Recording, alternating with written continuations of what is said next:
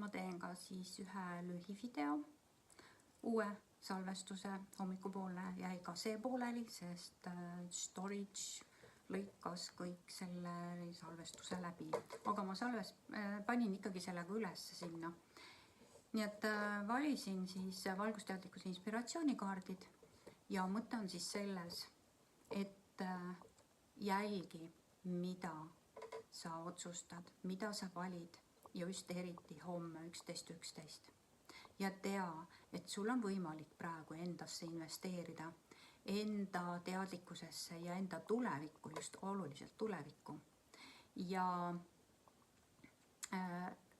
see kõik on väga kiiresti tulemas sinuni tagasi, mida sa homsel päeval valid ja kui palju sa siis suudad sellest vanast lahti lasta, teadvustada, mis sind siin elus enam ei teeni.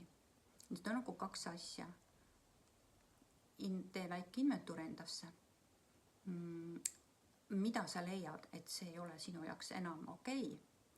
See lihtsalt anna vabaks. Ütle, et see ei ole enam minu reaalsuses. Ja teiseks ongi siis see, et investeeri endasse, kas või otsustega, isegi kui sa midagi ei osta. Otsusta, et sina suundud sellel teel, selles suunas.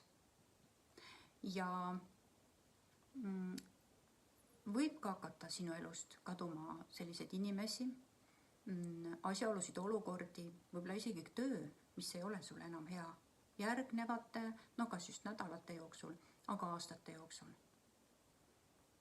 Sest maailma energiat toetavad seda sinu heaolu, sinu turvalisust, sinu nii-öelda õitsengut iseendana ja oma loomepotentsiaalis, oma looja olemuse seisundis. Ja ära karda sellist asja, kui sulle öeldakse, et sa oled uhuu või ära pööranud või üldse lolliks läinud. Nii et valgust armastust sulle ja püsi enda sisetundel, püsi enda teel edasi, kus sa seni oled olnud ja tea, usalda ja suundu sinna, mida sinu sisemus soovib. Olen sinu jaoks olemas. Valgust armastust sulle.